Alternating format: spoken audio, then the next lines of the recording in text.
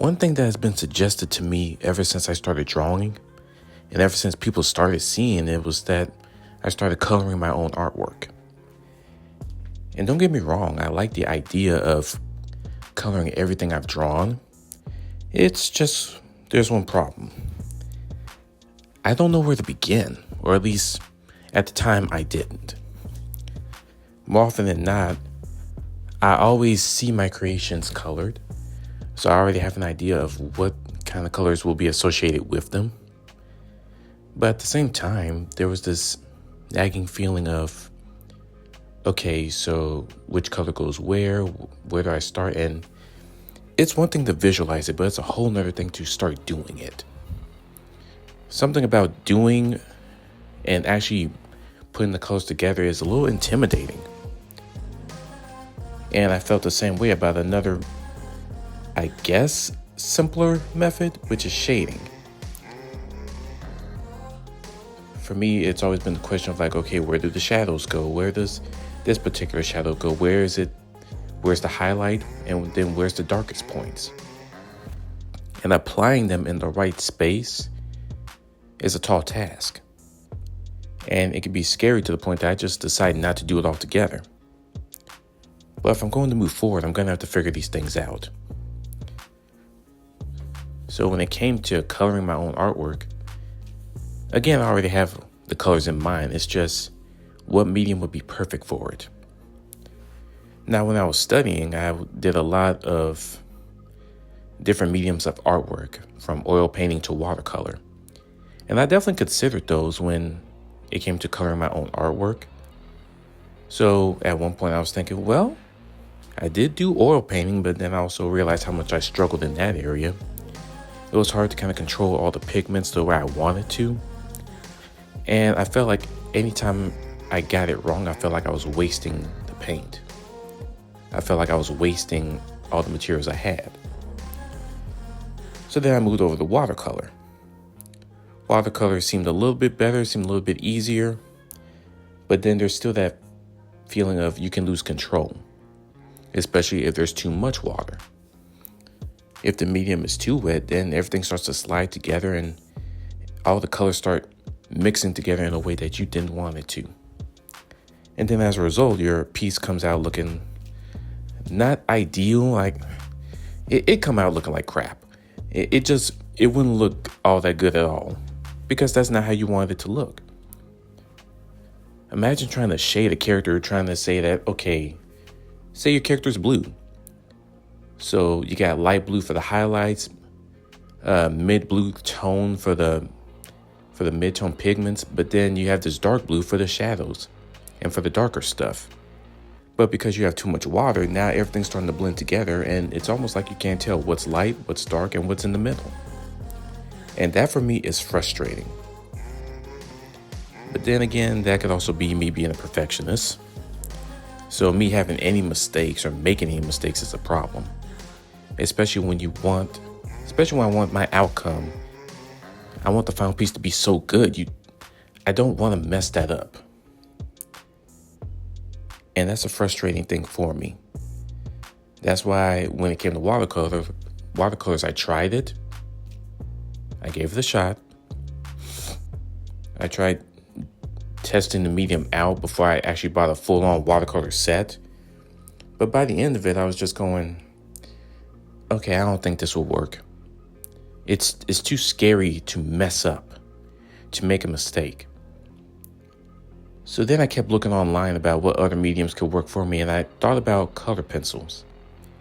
And at the time, I already had some old Prismacolor color pencils.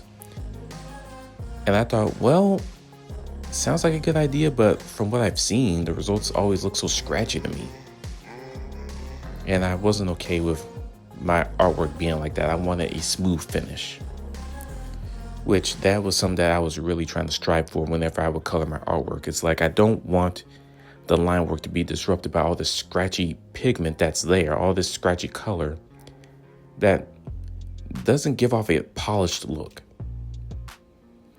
But then I saw certain methods with color pencil that kind of changed my mind. I learned that there were blending pencils I could use. There were blending pens that are specially made to pull the pigments together and blend them all together like they're supposed to.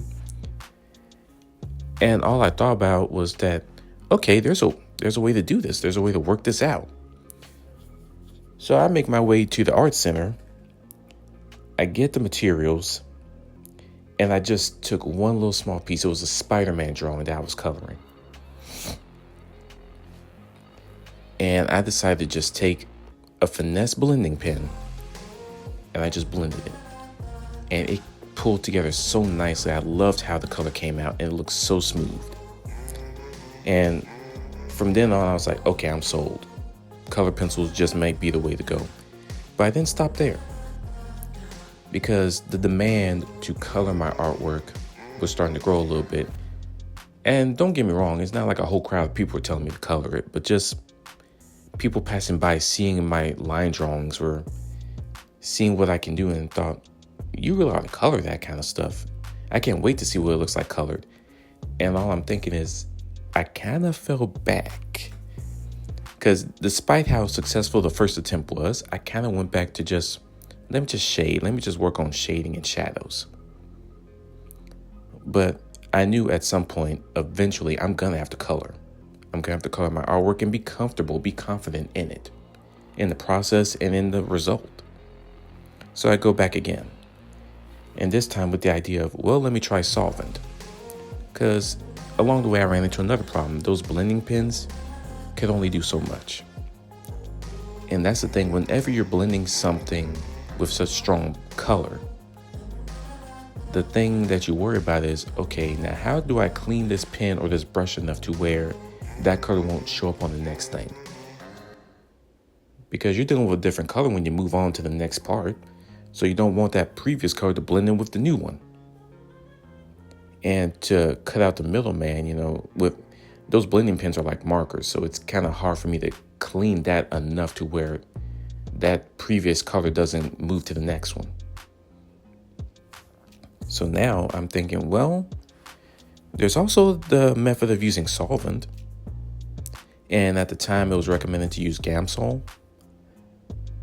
So that was something that it was on my mind, but I was afraid to do because I'm like, this can easily go wrong. And again, it's me being in my head about this whole thing because I'm thinking all the things that can go wrong that can mess this up. And yet I went ahead and tried it one day, and I was in love with how it came out.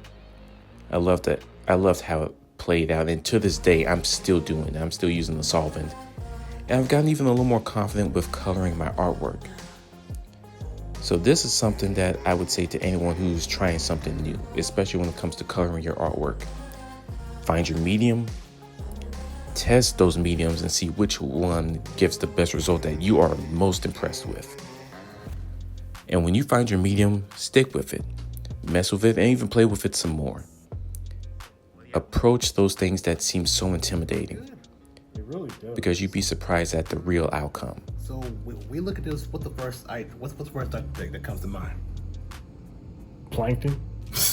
What? It's the eyes, ain't it? Yeah. Yeah, kinda. I mean, I could see him creating something And the like green. this. And the green. Oh my goodness. It kind of like a Crash Bandicoot enemy. I don't know why, but I'm getting Crash Bandicoot vibes or Ratchet and Clank. Sound good to me. Yeah. Now, of course, I gotta love Spidey. Oh yeah, that's yeah. clean right there. How can you not love Spidey? That's clean. Oh man.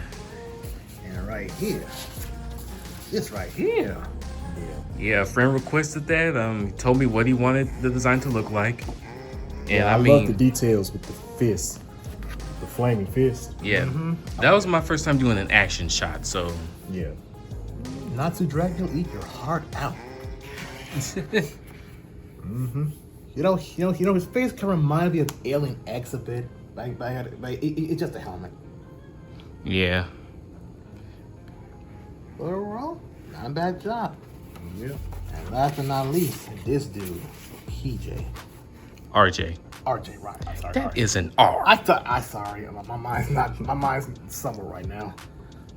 Been cooked by the sun after a hard day's work. Basically. It'd be like that when you have a long day. Right. And not enough sleep. Tell me about it. Overall, Man. he looks pretty cocky, confident.